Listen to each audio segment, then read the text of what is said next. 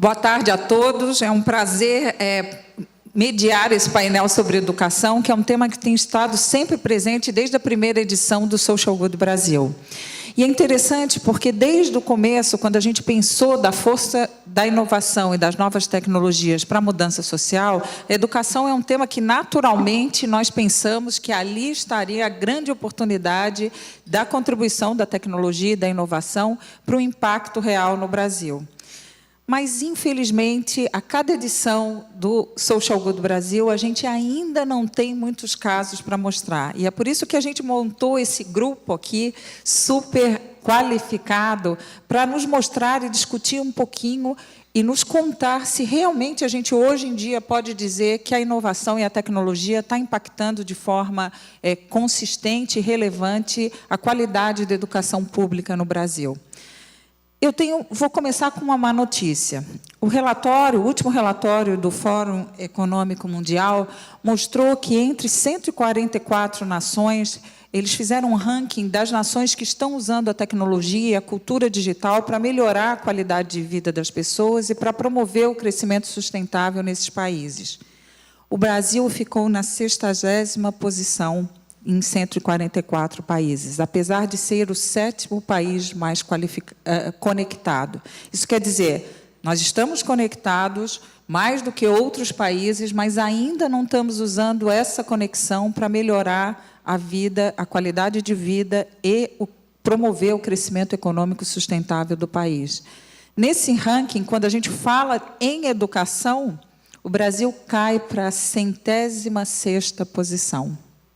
E aí eu fui olhar que países estão liderando esse ranking, que estão usando a inovação e a tecnologia para melhorar a qualidade da educação pública.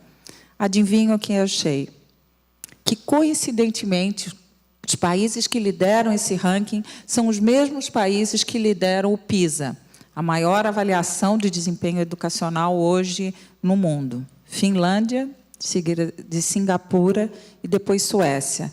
Então, parece haver uma conexão entre o uso da tecnologia e da inovação na educação e a qualidade da aprendizagem que esses sistemas educacionais estão promovendo. Pergunta que eu faço para o nosso painel. Isso é verdade? Hoje nós já temos no Brasil casos que mostram que a inovação e a educação realmente estão contribuindo para a educação, para a melhoria da educação? Vou convidar, então, a Mila para começar a responder essa pergunta e depois a gente abre para o diálogo. Bom, boa tarde a todos. Eu sou um pouquinho mais otimista. Eu prefiro que a gente olhe para o lado cheio do copo. Eu acho que o Brasil, sim, tem avanços. É claro que tem espaço ainda de muita melhoria. Mas quando a gente se aproxima desses países, né, que você citou, e eu posso dizer que a Fundação tem se aproximado deles, porque a gente acabou fazendo parte de um grupo, que é o GELP, que a gente trouxe aqui para o Brasil, que é o Global Education Leaders Program, que é um grupo que reúne países para discutir essa educação 3.0, qual é o papel da tecnologia, os desafios desses países. E a gente percebe que muitos desses países que hoje são os top 5 do PISA, eles mesmos já estão fazendo uma revisão de é tão importante estar no ser o número 1 do PISA. E eu posso dizer que eu escutei isso do ministro da Austrália e de pessoas da Finlândia e da própria Coreia. Por quê? Sem querer desmerecer o PISA, que é uma avaliação internacional super importante e todo o mérito que eles têm, mas a gente sabe que o PISA também não avalia todas as competências que hoje a gente valoriza nesse século XXI. Por exemplo, criatividade, autonomia, segurança, né, autossegurança. E existem alguns estudos que mostram que, por exemplo, os alunos da Coreia, muitos deles têm baixa autoestima e bons resultados no PISA. Então, eu acho que a gente tem que levar em consideração essas avaliações, sim, é claro, mas eu acho que a gente tem que olhar também um pouco as boas experiências que o Brasil tem. E não perder de vista que a gente tem muito ainda por fazer. Então, em termos de algumas boas experiências, eu listei algumas aqui. Eu acho que o caso aqui de Santa Catarina, nessa junção, nesse cluster de educação e inovação que vocês estão criando, é um bom caso de impacto em política pública. Eu acho que a gente tem um outro caso de sucesso nessa linha, que é o caso de Recife. Eu acho que são 2 casos que a gente pode explorar e, inclusive, até divulgar mais para o mundo, e não só ficar olhando os casos de fora. Em termos de projetos de plataformas, né, de uso de tecnologias para aprendizagem, eu acho que a gente já tem alguns casos de sucesso, e aí tem aqui a Flávia da Lehman, que é a nossa parceira e trouxe o Khan Academy para o Brasil. Eu acho que o Khan Academy é um mega sucesso no Brasil. Hoje a gente já tem, sim, impacto, a gente já tem crianças que a gente percebe que aprendem mais usando a plataforma. Acho que a gente tem o exemplo do Geek, que também é outra plataforma brasileira fantástica e que a gente consegue fazer, já vem conseguindo ter muitos resultados positivos, principalmente com os alunos os estudantes do Enem. A gente tem a Olimpíada de Jogos Educacionais da Joy Street e do César, entre outros, né? Xmile aqui de Florianópolis e tantas outras startups que estão aí. Eu acho que a gente tem, sim, já tem bons casos no Brasil e a gente precisa fomentar esse ecossistema da inovação aqui no Brasil, porque senão a gente vai ficar para trás, porque as plataformas e a tecnologia já chegaram, e se a gente não ocupar esse espaço, a gente vai ser invadido pelas plataformas internacionais. Então, a gente precisa ocupar esse espaço de desenvolvimento de tecnologia nacional, porque senão a gente vai acabar consumindo apenas plataformas de fora. Então, acho que, por enquanto, eu fico com essas observações.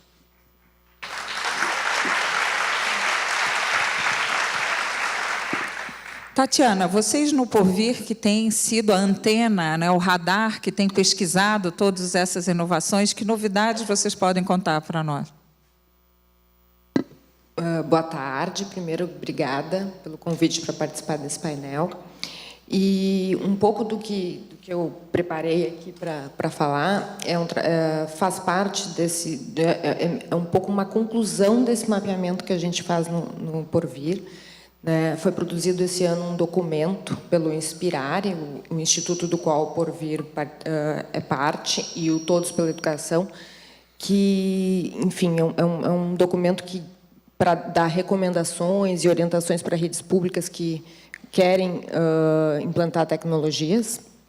E esse documento, enfim, tem uma série de recomendações, e eu trouxe aqui uma colinha, uma parte dele, que é justamente o porquê utilizar essas tecnologias, né? Com base nessas experiências que existem, não de forma sistemática, mas pontual, o que acontece quando se usa. E aí, o que a gente vê é que tem 2 questões. Uma é a da qualidade, que responde um pouco à sua preocupação que você trouxe no início, e a outra é da equidade, que responde ao problema de desigualdade que a gente tem no Brasil, né? Então, por que qualidade? A qualidade no sentido de que as ferramentas, como, por exemplo, buscadores, redes sociais, comunidades de aprendizagem, elas trazem mais acesso à informação, né? E elas também aproximam da linguagem do aluno, que é digital, e, com isso, tornam as aulas e o aprendizagem mais engajador, né? Nisso entram também simuladores, realidade aumentada, laboratórios virtuais, como o Fab Labs. A gente já tem alguns exemplos em São Paulo, né? O Fab Lab at School, que já estão sendo usados por algumas escolas.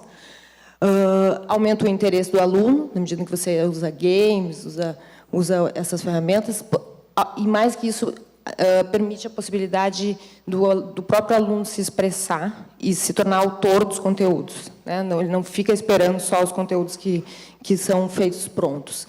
Aumenta o relacionamento e a troca de informações, permite a personalização do ensino, na medida em que as pessoas são diferentes, aprendem de formas diferentes, em ritmos diferentes. As plataformas adaptativas, como, por exemplo, a Geek, a Khan, que também é adaptativa, permite que o aluno avance no seu ritmo e dá informações para o professor ajudar o aluno de forma individual, e isso garante qualidade e garante equidade também, porque aquele que fica para trás vai ter chance de aprender.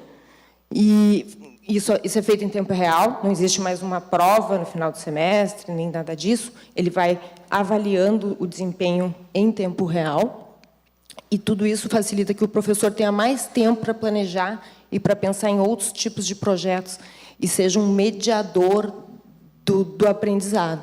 Então, a gente listaria isso como qualidade, mas tudo isso também é ferramenta de equidade, né? Na medida em que existem muitos conteúdos livres na internet, então, como, por exemplo, o MOOCs, né? Hoje você pode fazer uma aula com um professor de Harvard, em qualquer lugar do mundo, gratuita, ou seja, pessoas que não teriam essa possibilidade têm agora essa possibilidade.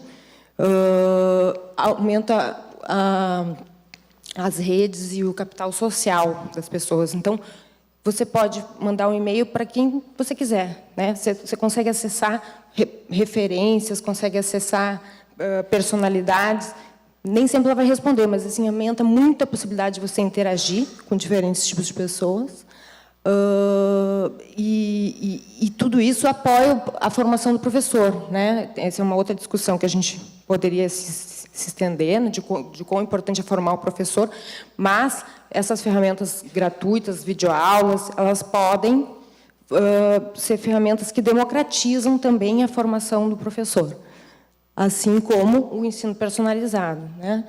E, por último, a outra forma que a tecnologia tem de incluir são ferramentas que facilitam o aprendizado de alunos deficientes, como softwares para escrita em braille, avatares com linguagem de sinais, né? E, então, a gente vê que tem todos os motivos para isso, né? São diversas ferramentas que ajudam isso e que respondem a esses desafios. Esse documento que foi elaborado pelo Inspirar e pelo Todos pela Educação, depois ele segue mostrando vários outros desafios e como fazer isso nas redes públicas. Se alguém tiver interesse, esse documento está lá no porvir.org, se achar que pode se aprofundar nesse assunto. Muito obrigada.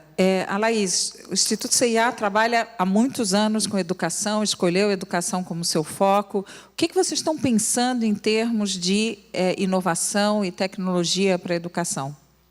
Então, boa tarde a todos, todas. Ontem era para eu falar um pouco do Instituto CIA aqui, naquele momento da abertura, né? Nós estamos junto com o Social Good desde do lançamento, desde a sua primeira vez, mas foi um lapso nosso e não estivemos aqui presentes.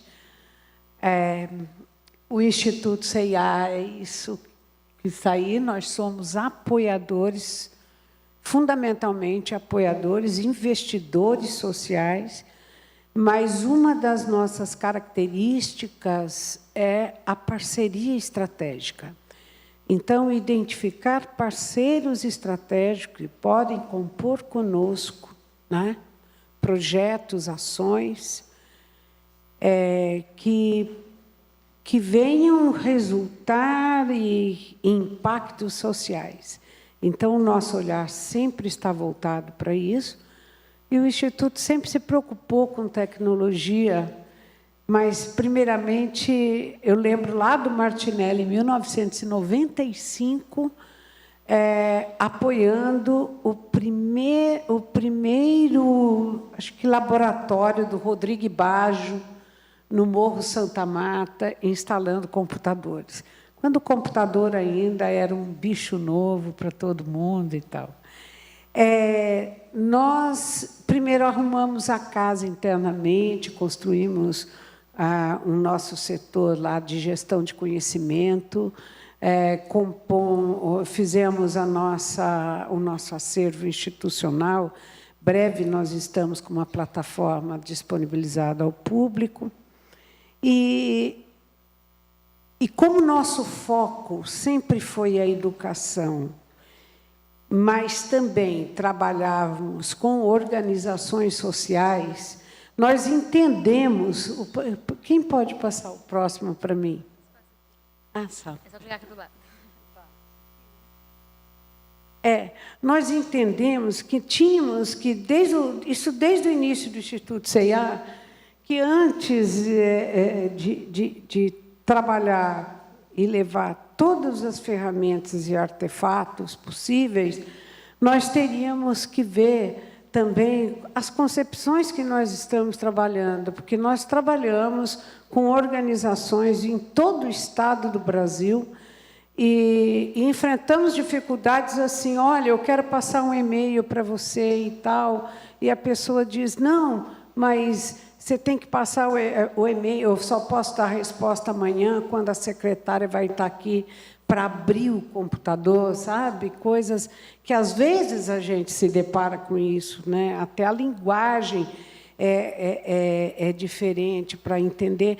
Então, nós temos essa história em que, hoje, nós levamos, assim, com todos os parceiros que estabelecemos parceria, relações, nós temos uma admiração muito grande do avanço que tivemos, de vermos aí todas as organizações sociais, grande parte delas. Eu estive lá em Nova Olinda, numa cidade do Ceará, e todas as crianças da Fundação Casa Grande, dentro com seus telefones, passando, trabalhando com fotografia, com vídeo, elaborando filmes, jogando aquilo na internet, no YouTube, feita por crianças. Isso realmente dá uma alegria muito grande. Agora, uma das coisas que percebemos nesse trajeto nosso é que a formação de professores é o ponto nevrálgico, o ponto central da problemática educacional. Sabe? Então, primeiro é preciso colocar o computador na mão do professor. Esse é o ponto de partida.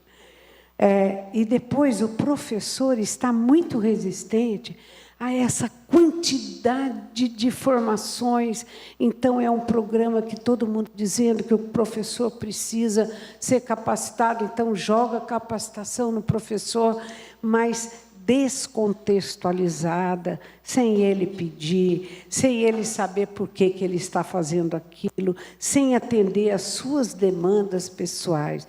Então, começamos a focar o nosso investimento em formação de professores e educadores sociais.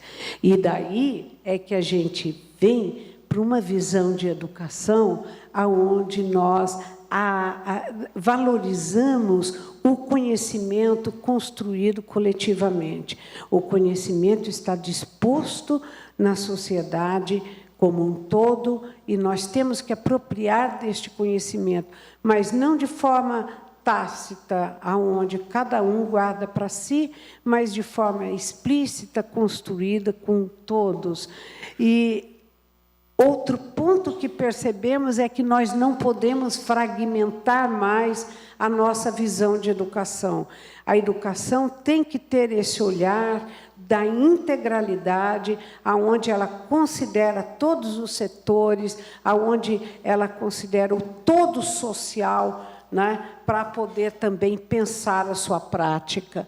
E a inovação é consequência da nossa mentalidade. Nós só podemos inovar uma vez que a gente tenha uma mentalidade que busca pela inovação. Porque se nós, não adianta termos plataformas, não adianta termos máquinas avançadas, artefatos, se a nossa mentalidade ainda está arraigado num velho que não faz mais sentido. E nisso nós, então, criamos outra coisa que pensamos muito fortemente dentro do Instituto, foi na educação inicial. Com base em estudos, com base em pesquisas e levantamentos, nós, então, buscamos investir na educação nos primeiros anos de vida da criança, de 0 a 3 anos, em creches e pré-escola. Mas como é que esse investimento se deu? Pela porta da formação de professores. Essa foi a linha que nós caminhamos. E aí foi criado um projeto junto com uma organização de Salvador chamada Avante, não é? Que chama o Projeto Para Lá Para Cá, que tem um site que todos podem acessar, um site específico deste projeto, porque esse projeto tem aquele objetivo de qualificar o atendimento da criança de creches e pré-escolas, mas qualificar como? Por uma vertente de duas pontas. Uma é a formação do professor e outra é a oferta de materiais de qualidade. Aí, nesses materiais de qualidade, também entra a inovação, mas entra firmemente a inovação dos brinquedos, da visão de brinquedo, enfim. Mas a formação, nós construímos uma plataforma, primeiro, fizemos parceria com prefeituras do município do Nordeste para ganharmos escala, né? Queríamos, então, o envolvimento das redes. Hoje estão conosco 5 prefeituras dos municípios do Nordeste brasileiro. São 5 redes de escolas públicas. Tivemos a oportunidade de fazermos uma viagem com os prefeitos, secretários municipais e técnicos de ensino em Reggio Emília para conhecer a prática da educação infantil em Reggio Emília. Todos vieram muito mobilizados e, após isso, nós lançamos uma plataforma de aprendizagem, onde o professor da rede, aí seria esse último e-mail aqui, são as parcerias estratégicas com as prefeituras, o público, os profissionais da educação. Aí essa plataforma é uma plataforma que a gente chama de construcionista, onde os professores envolvidos, junto com os assessores mediadores, outros professores formadores mediadores, né, desenvolvem um trabalho formativo, né? E eu coloquei só aqueles 7.070 acessos, porque a plataforma foi inaugurada agora em outubro, né? Ela não foi criada em setembro, foi em 15 de outubro, e eu achei interessante 3.071 acessos no período noturno. Isso prova, eu quis trazer o trabalho do professor, que o dia a dia dele está trabalhando, e à noite ele entra numa plataforma para fazer seu plano, porque essa é uma plataforma interativa e enfim, com resultados assim hoje na qualidade do ensino já em grande escala. E a gente pretende continuar nesse caminho. Então, obrigada, Laís. Flávia, a Fundação Lema foi uma das primeiras fundações... Foi uma das primeiras fundações a investir nessa área específica de empreendedores inovadores para a área da educação. Quais são as lições aprendidas? O que vocês estão aprendendo com esse trabalho? Obrigada, Lúcia. Antes de falar sobre as experiências, eu vou bem rápido falar um pouco por que a Fundação Lehman acredita tanto na inovação para melhorar a educação no Brasil. Então, eu trouxe esses 2 gráficos aqui que mostram os resultados da educação no Brasil. Para o 5º e para o 9º ano, eu trouxe o exemplo de matemática, mas o de português não seria muito diferente. Então, o que a gente pode ver aqui, essa área verde do gráfico, primeiro da esquerda, 5º ano, a área verde do gráfico são os alunos que estavam no nível proficiente na Prova Brasil, em 2007, 2009 e 2011. E depois a gente vê a mesma coisa para o 9º ano do ensino fundamental, que é um padrão interessante que a gente pode ver aqui. Primeiro, a gente vê que sim, está melhorando, então a gente tem de 2 em 2 anos uma melhora, mas a gente vê também que o 5º ano, os resultados do 5º ano são sempre melhores do que os resultados do 9º ano. E isso continua quando a gente olha para o ensino médio.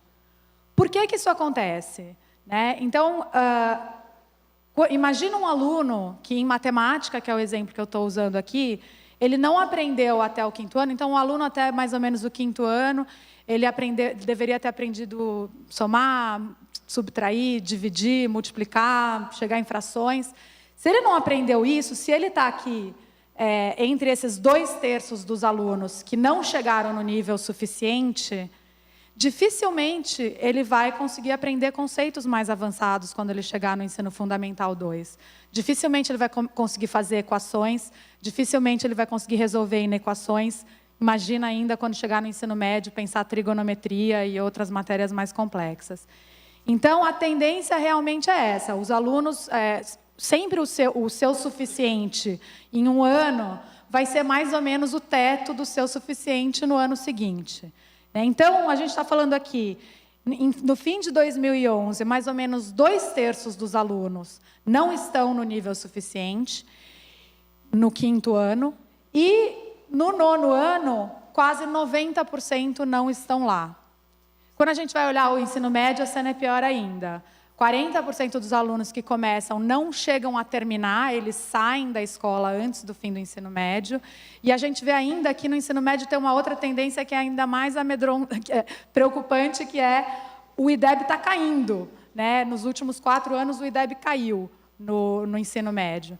Então, a inovação é importante não só para elevar o patamar da educação para todo mundo, mas também para resgatar esses alunos que não conseguiram chegar no nível adequado no ano que eles deveriam estar lá.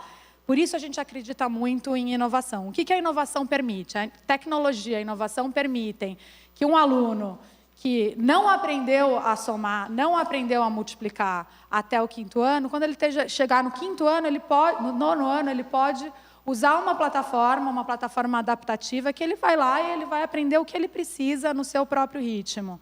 Isso é super importante. Eu trouxe aqui 2 exemplos que eu vou contar rapidamente, os 2 exemplos em parceria com a Fundação Telefônica, que a gente tem trabalhado. Um deles é a Khan Academy e o outro é uma iniciativa de programação. A Khan Academy, ela é a maior site, a maior plataforma de matemática do mundo. Aqui no Brasil, a gente abriu a plataforma agora, no começo de 2014. A gente já tem 1,5 milhão de usuários únicos usando a plataforma. Além disso, a gente tem um programa em que a gente implementa esse projeto em escolas da rede pública. A gente já chegou em 50 mil alunos, agora em 2014. E já fizemos formação de mais ou menos 3 mil professores e coordenadores em mais de 44 municípios, esse das escolas. Se a gente olhar o uso do site como uma plataforma aberta, de graça, para qualquer um, já tem mais de 1.000 municípios no Brasil que já tiveram acesso a essa plataforma. Dentro desse projeto, a gente tem visto resultados muito interessantes. Vindo aqui um pouco para o assunto da discussão. Muito interessantes. Resultado de avaliação de impacto ainda não existe no mundo inteiro para essas tecnologias, mas a gente vê os relatos dos professores e os dados das escolas, a gente vê uma melhoria enorme. Professores relatam para a gente que as turmas deles melhoraram mais ou menos 3 pontos na nota, numa escala de 0 a 10. E o mais interessante é ver exemplos de alunos que tinham defasagem, então que eram alunos média 2, 3, conseguindo ser resgatados e passando a ter médias satisfatórias entre 6 e 7. Então, isso ajuda não só na melhoria cognitiva, mas também em melhorias socioemocionais, como a gente estava falando aqui da importância de autoconfiança. Alunos que falavam, não, professora, eu não vou aprender, eu sou burro. Agora, conseguindo aprender, usando uma plataforma e vendo que, com o esforço deles, eles conseguem melhorar. Eu já vou terminar, eu já vi que terminou o tempo, mas aqui é só uma tela que mostra como a plataforma funciona. Isso aqui é uma classe que usa a Khan Academy nos Estados Unidos, para vocês verem como a tecnologia permite você mudar completamente o ambiente da sala de aula. E no Brasil... Aqui é um exemplo de Ferraz de Vasconcelos. Tem gente que fala que tecnologia na sala de aula vai acabar com a colaboração. A gente tem visto a tecnologia trazendo mais colaboração para a sala de aula. Eu posso falar disso um pouco mais depois, nas perguntas. E, em relação à programação, é um projeto novo que a gente trouxe agora, em parceria com a Fundação Telefônica, e que visa trazer mais programação para o Brasil, para escolas públicas, principalmente, Porque a programação não é importante só para preparar alguém para o mercado de trabalho, também é uma maneira de melhorar a habilidade socioemocional, trazer o raciocínio lógico, trazer o pensamento matemático de uma maneira muito divertida e muito conectada com o mundo real, que é uma das questões que a gente vê que as pessoas, os jovens principalmente, mais sentem falta no ensino. Obrigada.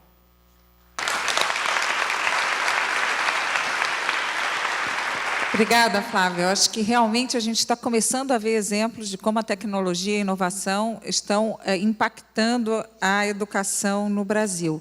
Mas, se a gente pegar em todos os setores econômicos, o setor de educação talvez seja o mais resistente para adotar novas tecnologias e inovação.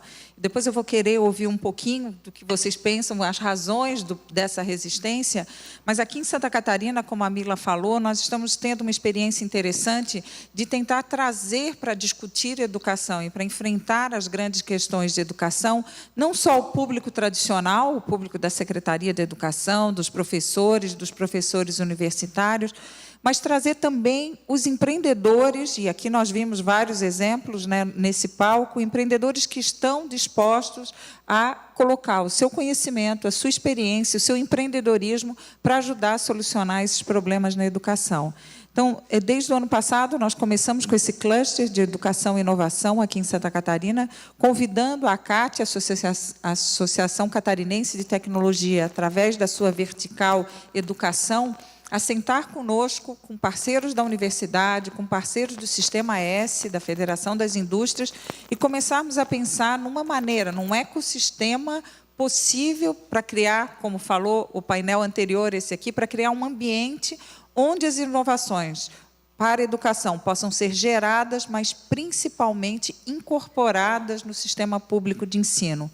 Um dos dados surpreendentes que nós achamos aqui em Santa Catarina, nós mapeamos quase 180 empresas que produziam soluções inovadoras para a educação e quase nenhuma dessas empresas vendia para a rede catarinense de ensino. Então, nós estamos produzindo conhecimento e tecnologias para a educação que não estão beneficiando ou que não estão sendo colocadas à disposição para as crianças e jovens catarinenses. Na opinião de vocês, o que leva essa resistência, essa demora de incorporação de inovação e tecnologia nas redes públicas de ensino? Mila, vamos fazer o percurso. Uau! Bom, acho que são alguns fatores. Eu acho que a gente vem já vencendo algumas barreiras. Então, quando a gente volta 10, 15 anos atrás, quando a gente começou essa conversa do uso das tecnologias com professores, a resistência era muito maior. Então, hoje a gente tem, sim, existe resistência, principalmente aonde você não tem aquele professor que tem bem incluído digitalmente. Então, para ele fica muito difícil ainda parar para pensar e criar soluções do como eu uso essa tecnologia dentro da sala de aula.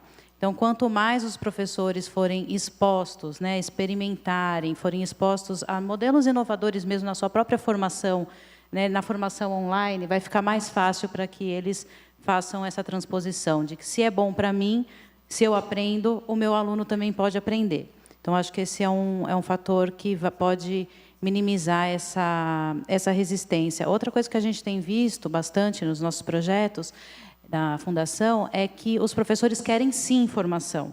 Eles demandam por formação. Quando os cursos que a gente abre, esgotam-se as vagas, eles buscam formação, eles, inclusive, usam do seu tempo livre para investir na sua própria formação. E eu acho que, ao passo que a gente for oferecendo mais e mais formação de qualidade, né, porque educação à distância não é só um texto e um fórum, a gente precisa também oferecer processos que também sejam estimulantes para esse professor. Eles vão aderindo cada vez mais. E tem a questão de a gente ainda não tem uma infraestrutura tão adequada para o uso das tecnologias, né? Então, para o professor fica muito complicado ele planejar que quer utilizar um dispositivo ou uma plataforma, e aí ele se depara com um laboratório de informática, com máquinas que são do pregão de 2008, que tem só 5 máquinas funcionando e que muitas vezes a porta está fechada. Então, também são fatores de resistência. Aliado a isso, a gente tem essa visão de que o aluno não pode trazer o seu dispositivo para a escola. A gente ainda não entrou nessa onda do Bring Your Own Device, que muitos países já adotaram, onde o celular do aluno ele é utilizado também com o processo de educação. Então, enquanto a gente ainda ficar só achando que a tecnologia que a gente vai usar na escola é a tecnologia que está dentro do laboratório de informática, vai ser bastante difícil da gente transpor essa situação atual que a gente está. Acho que esses 2 pontos são pontos importantes. Acho que, enfim, não é um fator só, né? Eu acho que vou acrescentar alguns, e certamente vão ter outros, mas eu gostaria de acrescentar um que eu acho que é até um pouco conceitual em relação ao papel do professor. Tradicionalmente, a sala de aula é centrada no professor, né? O professor detém o conhecimento, e ele transmite o conhecimento, e ele cobra esse conhecimento dos seus alunos.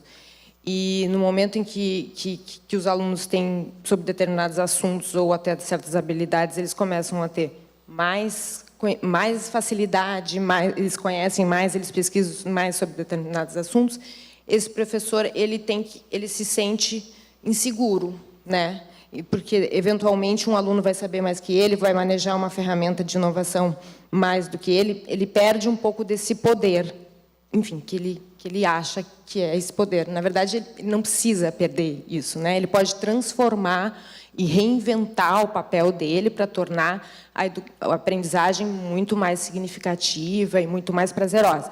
Mas essa mudança torna, assim, faz com que ele tenha essa insegurança. Então, talvez isso seja um fator de resistência a essa mudança. Outra coisa que eu me lembrei agora, na verdade, eu me lembrei de 2 depoimentos de professores. A gente, no Porvir, tem um canal onde os próprios professores relatam suas experiências de inovação, né? Professores que estão inovando, que estão usando tecnologia, relatam isso. E eu me lembrei de duas frases, 2 depoimentos que eu acho que ajudam a gente a pensar sobre isso. Uma delas é um professor disse que, bom, muito diferente da maioria das profissões, o ato de lecionar, de ensinar, ele é muito solitário, né? O professor ele está dentro de uma sala de aula sozinho. Ele fez lá a formação dele, ele faz a formação continuada, mas quando ele está na sala de aula, ele está sozinho. Ele decide sozinho, em tempo real, né? Ele é dono daquilo. E isso, ao mesmo tempo que talvez dê essa sensação de poder, também é bastante responsabilidade, né? E talvez, se ele já sabe fazer de uma forma, sempre fez daquele jeito, e mal ou bem funcionou, reinventar, fazer diferente, deixa ele tira ele da zona de conforto. E aí tem uma professora que faz um relato que ela faz um trabalho super legal de programação com os alunos. Ela pede para os alunos trazerem seus próprios celulares, enfim. É super legal o relato dela. E ela conta como que ela começou a fazer isso e como ela foi descobrindo que os alunos foram se apaixonando por esse processo na sala de aula dela. Mas, ao mesmo tempo, ela disse assim, eu tive muito medo no meio do processo, porque eu não sabia o que ia acontecer. Porque eu estava experimentando uma coisa que eu não sabia se os alunos iam gostar, se os alunos iam aprender e se ia dar certo, e como ia ser no final desse processo. Mas ela disse, bom, mas vamos lá, vou continuar, porque eu já vi gente que já fez, que gosta e tal. E aí ela disse que, enfim, que ficou muito feliz no final de tudo isso, porque realmente ela aprendeu muito, os alunos aprenderam muito. Mas ela conta muito esse sentimento que ela teve de, meu Deus, e agora? O que vai acontecer? Lembra o Reinhold falando ontem que a criatividade, a outra face do medo, né? Que as duas sempre caminham juntas, tem que ver quem que vai vencer. A Laís, rapidinho, que a gente está quase no final e ainda temos muitas perguntas. Então, tá.